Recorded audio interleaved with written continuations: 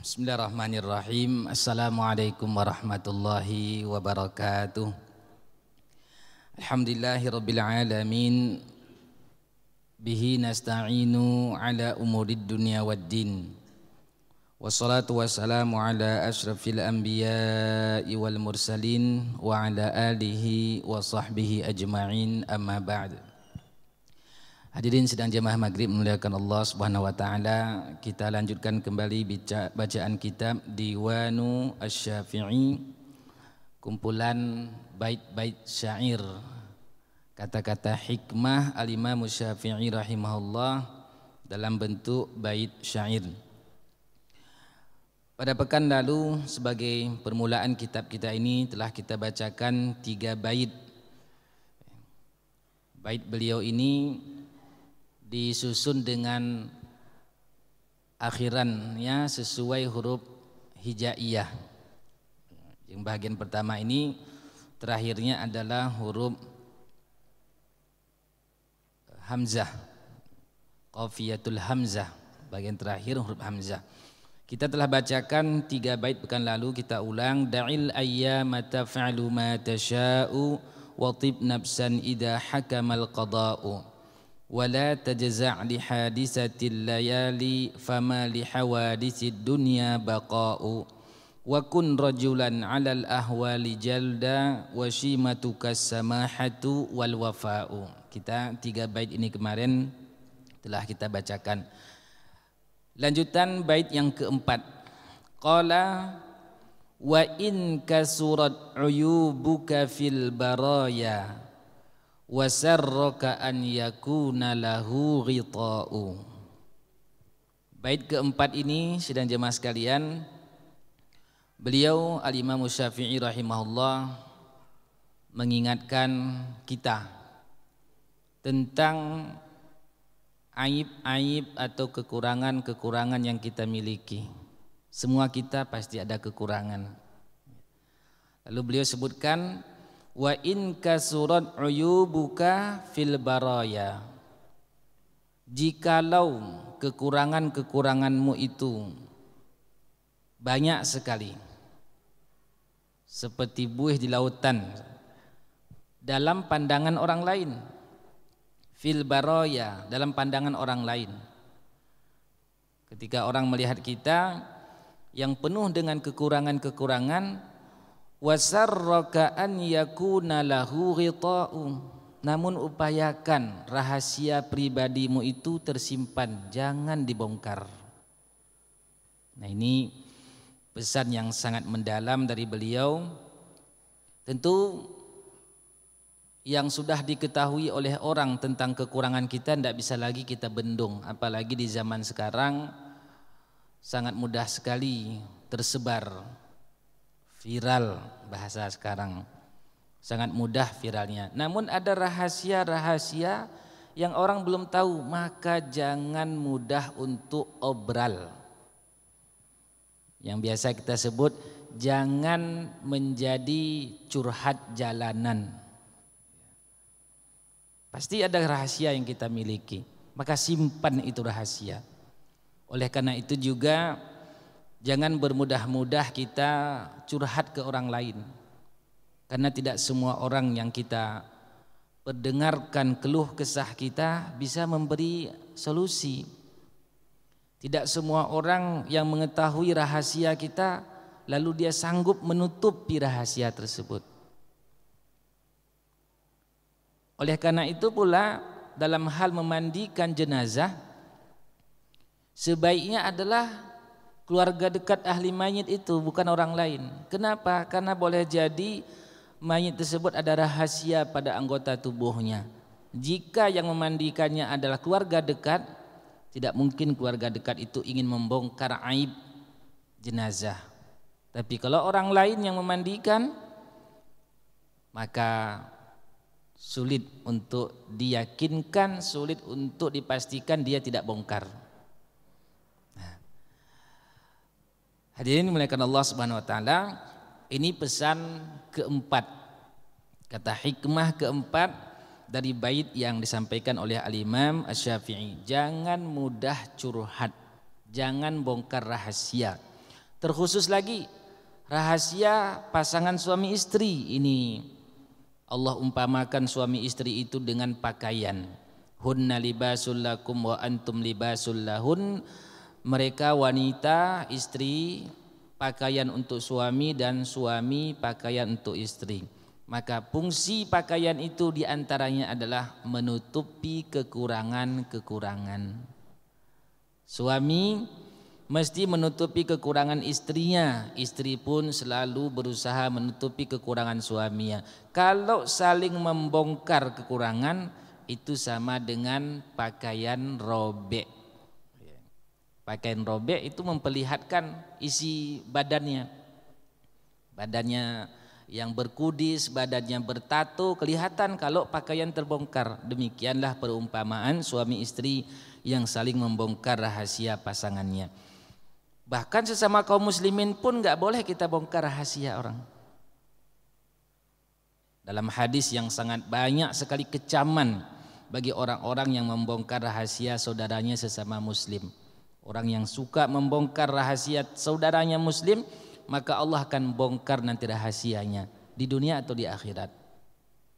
Nah, ini tadi orang lain nggak bisa kita bendung sekarang, yang mengetahui kekurangan kita nggak bisa kita bendung lagi, lebih-lebih zaman sekarang. Tapi kita pribadi bisa untuk kita rahasiakan, bisa untuk kita simpan rahasia yang kita miliki. Bait kelima, Al-Imam Syafi'i rahimahullah memberikan solusi bagaimana cara menutupi aib kita itu, kekurangan kita itu. Nah, ini diantara solusi yang beliau tawarkan. Yughatta bisamahati kullu aibin wa kam aibi yughattihi sakha'u. Masya Allah. Ini rahasia. Setiap kekurangan itu dapat ditutupi oleh pribadi, karakter, akhlak, murah hati. Ya. Wa kam aibi yughattihi as-sakha'u. Betapa banyak kekurangan-kekurangan itu tertutupi oleh sifat dermawan. Ada orang sebenarnya banyak sekali keburukannya, tapi karena dermawan kepada masyarakat hilang keburukannya. Ini rahasia. Apalagi yang mau caleg. Ya. Rahasianya dibocorkan oleh Al-Imam Syafi'i. Kekurangan, mungkin dia sebelumnya banyak sekali kesalahan. Banyak sekali kesalahannya. Sudah pun tersebar di media sosial misalkan.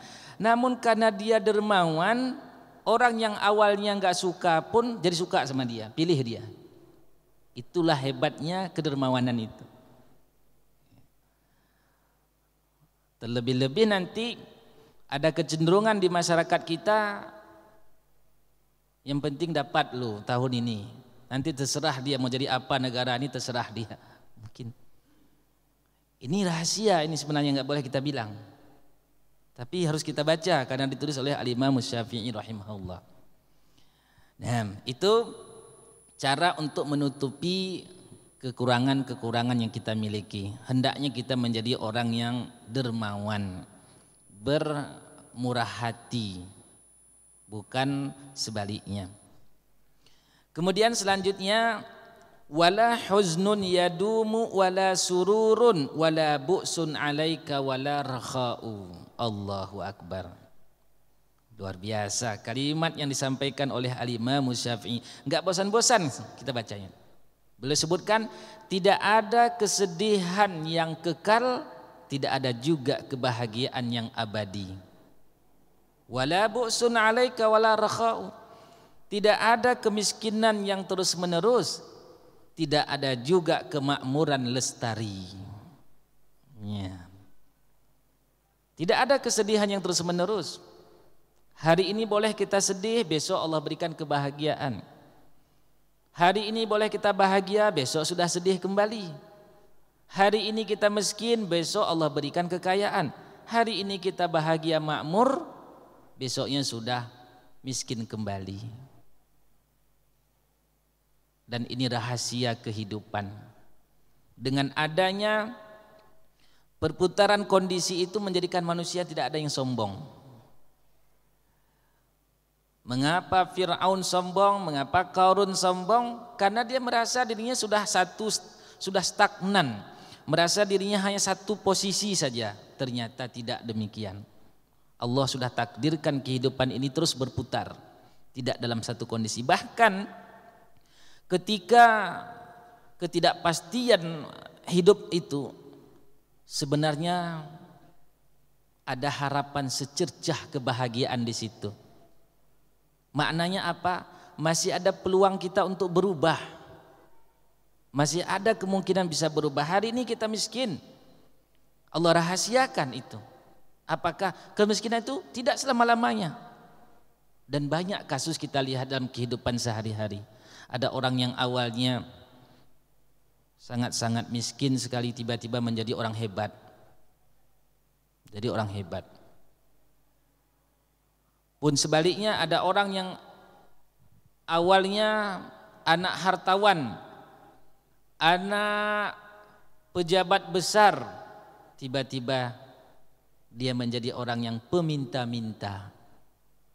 Yatasawwalu fil aswaq, dia menjadi peminta-minta di jalan-jalan. Jadi tidak ada yang stagnan.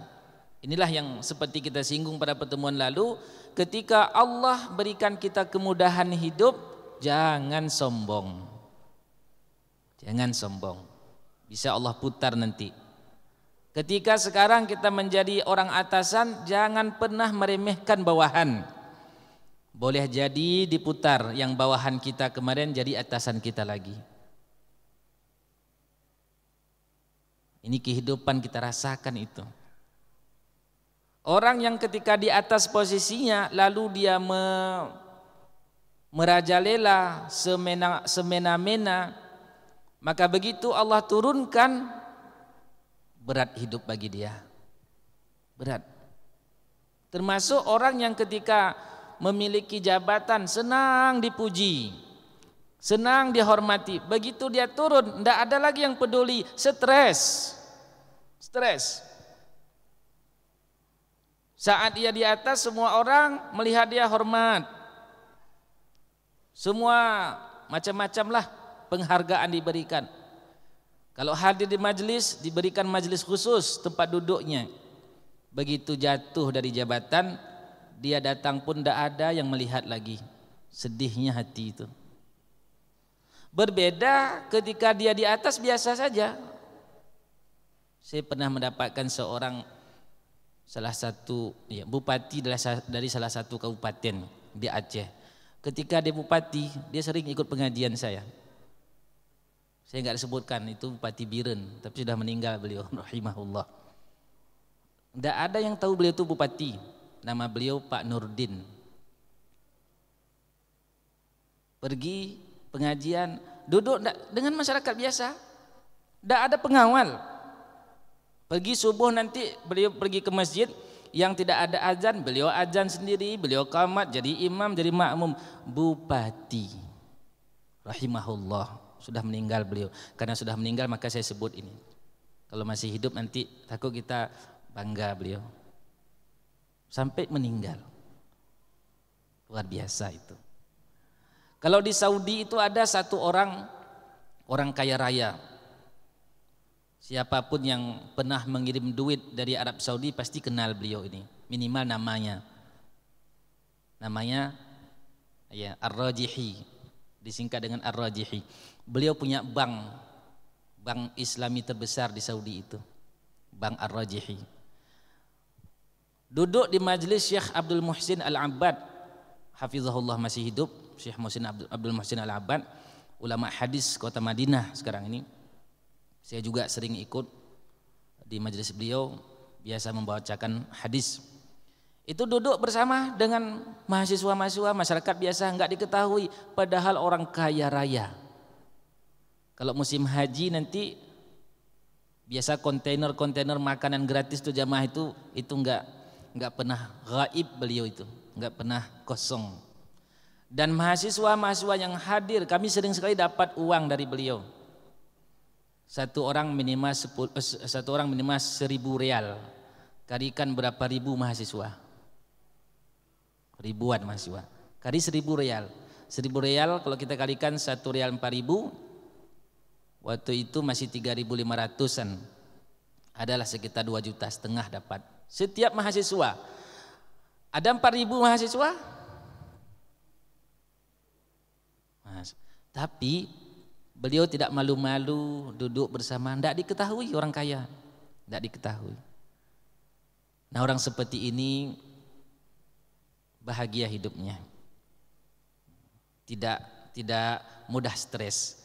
Maka Al-Imam Syafi'i rahimahullah menyebutkan tidak ada kesedihan yang kekal, tidak ada kebahagiaan abadi, tidak ada kemiskinan yang panjang, tidak ada kemakmuran yang lestari.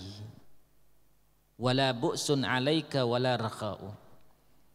Pesan luar biasa. Kenapa beliau sampaikan ini? Karena beliau lihat kehidupan dan beliau rasakan kehidupan itu, pernah menjadi orang miskin, pernah juga menjadi orang hebat, menjadi orang terkenal. Siapa yang tidak kenal Al-Imam Syafi'i rahimahullah? Satu hari anak Ahmad bin Hanbal pernah bertanya, wahai ayahanda, mengapa, apa sih kelebihannya Syafi'i sehingga setiap doa masuk dalam namanya? Jadi Imam Ahmad itu ketika berdoa selalu memasukkan beberapa nama sahabat beliau, guru beliau, termasuk Al-Imam Syafi'i. Kita juga boleh itu lakukan. Kita doa, setiap kali kita berdoa kita sebutkan nama orang-orang yang kita cintai. Misalnya ada jamaah berdoa, ya Allah sehatkanlah Muhammad Hatta misalnya, berikan kemudahan hidup. Jadi Imam Ahmad ketika berdoa itu ada beberapa nama enggak pernah beliau lupakan dari sahabat-sahabat beliau. Kalau orang tua memang sudah jelas kita ya, anak kita sudah jelas, keluarga kita enggak mungkin terlupakan. Tapi ada nama orang. Ketika Imam Ahmad selalu menyebut nama Syafi'i, anaknya penasaran. Wahai ayahanda, apa sih kelebihannya Syafi'i sehingga engkau sebutkan selalu dalam doamu? Dijawab oleh Ahmad bin Hanbal, Syafi'i itu bagaikan matahari untuk bumi dan bagaikan kesehatan untuk jasad. Adakah yang bisa kehilangan matahari? Dunia ini akan habis kalau sinar matahari tidak ada. Bagaimana dengan kesehatan terhadap jasad? Enggak bisa dipisahkan. Barulah paham anak beliau, begitu ternyata hebatnya Al-Imam Syafi'i. Dan beliau bukukan dalam bentuk syair bait di antara jenis kehidupan yang beliau rasakan itu. Wala huznun yadumu wala sururun. Wala huznun yadumu wala sururun wala bu'sun 'alaika wala rakha'u. Tidak ada yang kekal dalam satu kondisi, akan terjadi perputaran, akan terjadi perubahan. Karena itu kata beliau dilanjutkan pada bait berikutnya, wala turi lil a'da'i qad tuzullan fa inna syamatatal a'da bala'u. Jangan pernah tampakkan kelemahanmu kepada musuh. Jangan pernah nampakkan kelemahan kita pada musuh, karena kuatnya mental musuh itu menjadi petaka untuk kita. Nah, di sini beliau berpesan, bagaimanapun kita sulitnya hidup, jangan nampak-nampakkan. Jangan mengiba-iba ke manusia, kita akan direndahkan, nilai kita enggak ada. Para sahabat itu banyak orang miskin, tapi Allah sebutkan yahsabuhumul jahilu aghnia. Orang yang tidak tahu keadaan sahabat ini, mereka mengira sahabat yang miskin ini adalah orang kaya semua. Minat ta'affuf, karena mereka enggak mau minta-minta, enggak mau. Itu harga diri. Apalagi kaitan dengan musuh. Ketika musuh tahu kelemahan kita, mentalnya semakin kuat, ini menjadi malapetaka bagi kita. Itulah sebabnya, nanti boleh jamaah baca sebab kenapa ketika kita tawaf bagi laki-laki dinampakkan bahu kanan. Ada yang tahu apa sebabnya? Sebab ilatnya itu. Nampak nih otot ketika tawaf. Awal mulanya ketika Nabi SAW dan para sahabat melaksanakan umrah al-qadiyah. Sebahagian ada kata umrah al-qadha. Bisa dua-dua, umratul qadiyah dan umratul qada. Ketika Nabi SAW umrah dengan para sahabat ke Mekah, ternyata dihalangi, nggak boleh. Terjadilah sulhul Hudaybiyah. Di tahun berikutnya dibolehkan untuk umrah. Ketika para sahabat sudah sampai dengan Nabi SAW di Mekah dan siap-siap untuk tawaf, ternyata ada terjadi tipu muslihat dari kafir Quraisy. Itu kalau Ka'bah itu posisi Mekah ini paling bawah. Ka'bah itu makanya kalau musim banjir cepat sekali itu kena di sekitar Ka'bah itu. Yang di atas itu, yang sekelilingnya di atas. Maka ketika sedang tawaf, kalau dihajar sama orang kafir Quraisy habis, nggak ada kesempatan lari. Saat itu juga karena sudah ada sulh damai, maka Nabi SAW dan para sahabat ketika tawaf tidak bawa pedang, sudah diletakkan. Datanglah syaitan membisikkan ke kafir Quraisy, ini kesempatan menghabisi mereka, kesempatan, jangan biarkan. Ternyata terpancing juga kafir Quraisy ingin mengkhianati perjanjian itu. Tapi Nabi SAW dapat bocoran dari Allah Subhanahu Wa Taala. Nah, bagaimana cara untuk menjadikan mereka gentar? Ya, ini namanya perang pemikiran. Perang pemikiran itu kalau pemikiran nggak bisa dikalahkan dengan senjata fisik, dia harus dikalahkan dengan pemikiran juga. Pikiran harus dikalahkan dengan pikiran. Maka saat itu Nabi SAW memerintahkan sahabat untuk ittiba, dalam bahasa Arabnya ittiba, membuka, menjadikan ini begini. Kita pakai, laki-laki itu kan pakai dua kain, satu untuk selendang bawah, satu untuk di atas. Satu untuk kain di bawah, satu di atas. Di atas ini biasanya ditutup bahu, tapi saat itu dibuka bagian bahu atas, dilipat begini. Akhirnya terbuka. Apa tujuannya? Karena ketika syaitan membisikkan ke kafir Quraisy saat itu, mereka mengatakan itu orang-orang Madinah terserang penyakit huma, itu kena penyakit flu semua, itu lemah. Karena memang terkenal itu Mekah, Madinah itu sering orang terserang penyakit, disebutkan oleh para ahlinya wajar karena kota Madinah itu termasuk rendah juga, banyak aliran air. Kemudian bukan flu ya, demam. Huma itu demam. Kemudian dengan ada genangan air muncullah nyamuk-nyamuk gitu, sehingga mudah terserang demam. Dibisikkan oleh setan, itu orang datang dari Madinah lemah-lemah orangnya, sudah kena demam semua itu. Hajar terus. Maka Nabi SAW perintahkan sahabat untuk membuka ini tadi. Dilihatlah berotot-otot. Kemudian lari ar-ramal. Lari 3 putaran pertama kan disunahkan bagi laki-laki, lari kecil. Oh, ternyata dari Madinah walaupun perjalanan jauh capek-capek, mereka masih kuat. Lihat ototnya hebat, kemudian lari-lari lagi 3 putaran pertama. Oh enggak, enggak bisa nih, enggak bisa. Itulah sebabnya. Dan sunnah untuk ittiba tadi, menampakkan bahu kanan tadi, menjadi syariat selanjutnya. Walaupun kondisi sudah aman, saat itu Nabi SAW tetap menggunakan ittiba. Begitulah kita di hadapan musuh, nggak boleh lemah. Karena ada strategi perang. Kita hanya 5 orang, pakai hati, didengar oleh musuh. Kalau kita bilang 5 orang, mereka akan dengan mudah menghancurkan. Berapa jumlahnya? 50 orang. 500 orang, kaget musuh. Ada yang terluka, jangan diketahui terluka. Kalau diketahui nanti semakin mudah diserang. Ini pesan Al-Imam Syafi'i rahimahullah.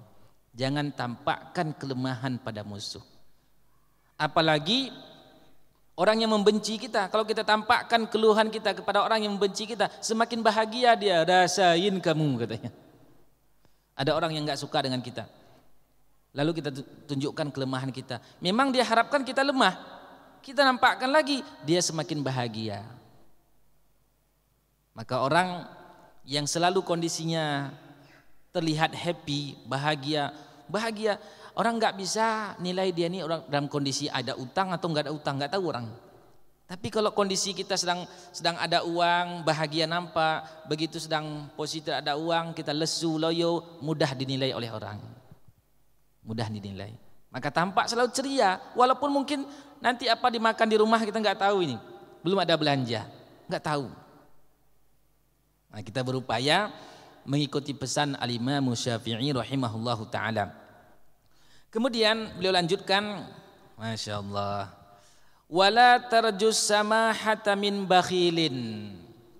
Jangan pernah berharap banyak dari orang pelit,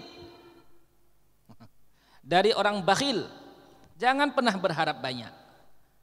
Beliau umpamakan, fama finnari lidham'ana ma'u, sebab sama dengan orang yang sedang haus lalu mencari air dalam api. Bagaimana itu perumpamaan beliau?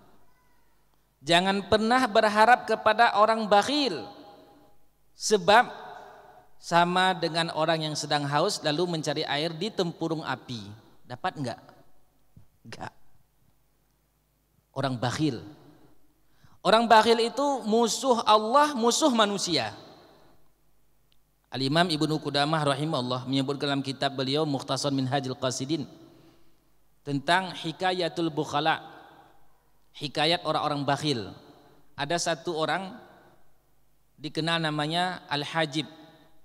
Al-Hajib ini min ajallil Arab, termasuk para orang-orang yang terpandang di kalangan Arab saat itu. Tetapi bakhilnya setengah mati, setengah hidup. Bakhil sekali.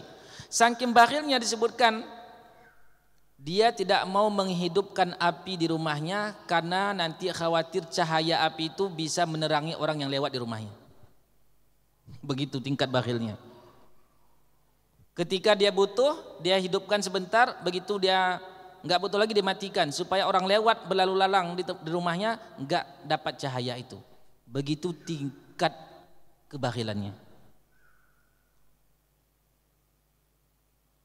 Persis dengan seseorang ditulis di tokonya, bagi yang bukan pelanggan dilarang parkir. Itu bakhil. Bakhil itu.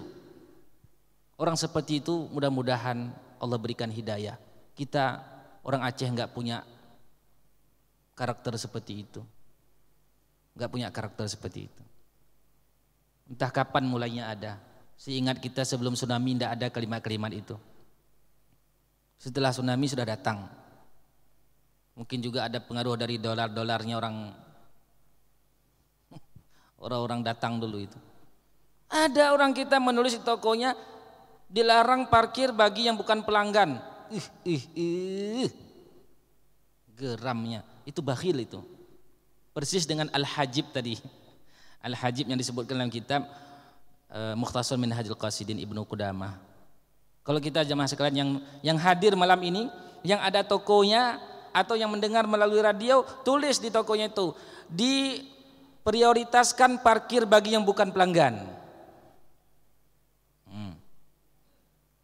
Insyaallah. Insyaallah. Saya tertarik dengan sebuah toko. Dia tulis, semua orang bebas memilih makanan. Siapapun boleh membawa makanan ke tempat ini. Padahal dia jual makanan di situ. Saya foto itu. Baru satu pertama dapat di Banda Aceh, toko seperti itu. Siapapun bebas memilih makanan dan boleh membawa makanan apapun ke sini. Dia warung tempat jual beli makanan dan minuman di situ. Itu layak untuk dikasih jempol. Tapi yang tadi, yang tulis-tulis dilarang parkir yang bukan langganan, semoga dapat hidayah. Semoga dapat hidayah. Kalau tidak mau dia dapat hidayah, semoga enggak laku. Palak kita buat gitu. Ini baru sekali palak nih. Nah, karena enggak pernah dulunya seperti itu, sekarang sudah ada. Nah, kita lanjut. Nanti marah pula sama mereka. Kemudian beliau lagi bercerita tentang rizki di sini. Ini rizki. wa rizquka laisa yunqisuhu ta'anni wa laisa yazidu fir rizqi al-ana'u. Keterlambatan itu tidak mengurangi rizkimu, dan upaya keras badanmu bukan menjadi sebab bertambah rezekimu. Ya. Beliau mengingatkan kita dan orang-orang yang lebih mementingkan jasadnya daripada Allah dalam mencari rezeki. Ada manusia seakan-akan Allah tidak terlibat dalam pemberian rezeki itu, sehingga siang malam dia habiskan waktunya lembur, siang malam banting tulang, tidak sholat, tidak baca Quran, tidak puasa, seakan-akan Allah enggak ada kaitan dengan rezeki dia. Dialah penentu rezeki. Kalau seandainya rezeki itu bisa diukur dengan kekuatan tenaga, kerbaulah paling kaya seharusnya. Iya kan? Lebih kuat tenaganya. Itu pernah saya dengar kalimat itu dari seseorang. Kalau seandainya rezeki itu ditentukan oleh tenaga, maka selayaknya tukang-tukang bangunan lebih kaya di dunia ini. Al-Imam Syafi'i, mungkin ya beliau lihat kondisi saat itu ada orang dihabiskan tenaganya untuk mencari rezeki. Dia tidak kenal siang malam lagi. Alhamdulillah sudah ada surat edaran, ya, sudah dibatasi. Memang Allah sudah ciptakan malam itu untuk rehat, istirahat. Ketika tidak digunakan sesuai dengan aturan Allah, maka yang terjadi adalah setelah dikumpul-kumpul uang dari malam tadi, sakit, habis lagi uang itu dari yang dikumpulkan karena waktunya bukan cocok untuk bekerja tadi. Juga kepada kita hamba-hamba Allah yang punya usaha, sayangi pekerja-pekerjanya. Sayangi. Dia santai-santai duduk mungkin atau tidur di malam hari cepat, pekerjanya disiksa sampai lembur, sampai subuh. Sayangi. Sayangi. Nah, ini pesan beliau selanjutnya. Kemudian dilanjutkan, idama kunta dza qalbin qanu'in fa anta wa malikud dunya sawa'u. Apabila di hatimu itu ada sifat qanaah, kata beliau, maka engkau dan hartawan dunia sama dari segi bahagia. Itulah ternyata kunci kebahagiaan ulama kita dahulu. Sehingga ada ungkapan begini, lau ya'lamul muluku wa abna'ul muluki ma nahnu fihi lajaladuna alaihi bisuyuf. Seandainya para raja-raja dan anak para raja tahu kebahagiaan yang kami miliki sekarang, niscaya mereka akan menjilid, mencambuk kami untuk merebut kebahagiaan yang kami miliki dengan pedang mereka. Tapi karena mereka enggak tahu ada kebahagiaan dimiliki, maka mereka enggak kejar itu. Padahal ulama itu miskin, tapi bahagia, tenang, enggak ada gundah gulana, enggak ada mikirkan bagaimana ke depannya, enggak takut dia ada perampok karena memang enggak ada hartanya, apa mau dirampok. Enggak takut dia begal. Dia tidur di rumah yang sederhana sekali. Sementara ada sebahagian orang, para raja, tidur di tempat yang empuk, ada pengawal lapis 1, lapis 2, lapis 3, ada juga hewan dijadikan sebagai pengawalnya, enggak tenang juga. Maka beliau berpesan, idza ma kunta dza qalbin qanu'in fa anta wa malikud dunya sawa'un. Apabila di hatimu ada sifat qanaah, merasa cukup dengan pemberian Allah, maka engkau dan hartawan sama. Karena itu juga pesan yang tersirat dari beliau, jika demikianlah mudahnya mendapatkan kebahagiaan dengan qanaah, maka tidak mungkin orang Islam itu sampai bunuh-membunuh mendapatkan harta. Tidak mungkin ada orang bunuh-membunuh, putus silaturahim hanya karena harta warisan. Tidak mungkin kalau ada qanaah dalam hatinya. Tidak mungkin ada oknum pas pampres membunuh pemuda Aceh kalau ada qanaah pada dirinya, padahal dia sudah punya jabatan. Semoga Allah tegakkan keadilan. Ini tiba-tiba muncul saja nih masalah pas pampres nih. Ini enggak direncanakan dari tadi ini. Dan harus kita angkat. Harus kita angkat. Apapun nanti masalahnya, tapi pembunuhan nyawa orang beriman lebih mulia daripada Ka'bah, disebutkan oleh Nabi kita SAW. Haramun alaikum, haram atas kalian menumpahkan darah orang beriman. Nah, ini mudah-mudahan khutbah Jumat itu kita bahas nanti. Nah, selanjutnya 3 lagi. Wa man nazalat bisahatihil manaya fala ardun taqihi wala sama'u.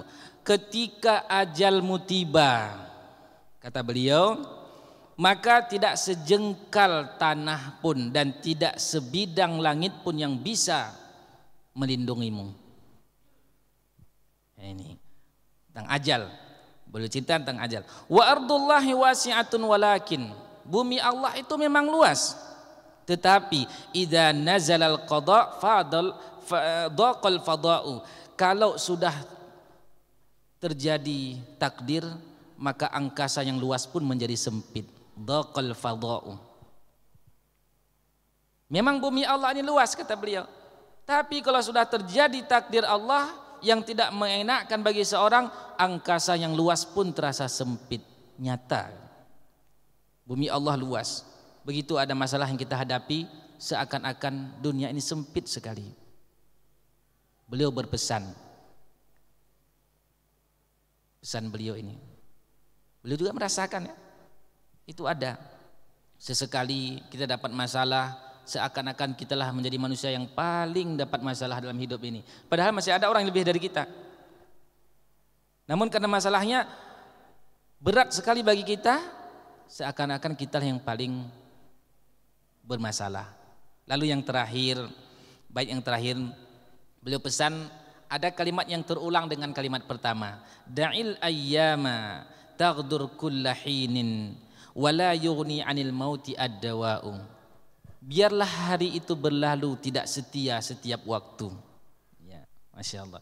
Da'il ayyama taghdur kulla hinin, biarlah hari itu berlalu tidak setia setiap waktu, enggak seperti keinginan kita. Wala yughni 'anil mauti ad-dawa'u, obat apapun tidak akan bisa menangkal kematian.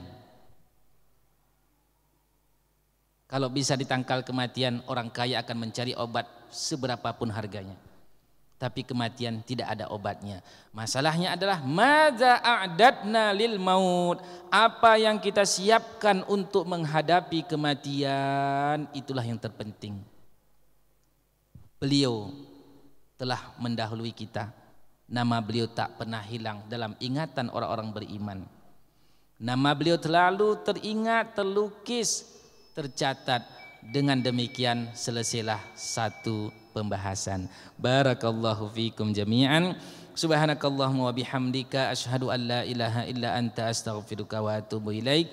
Wassalamualaikum warahmatullahi wabarakatuh.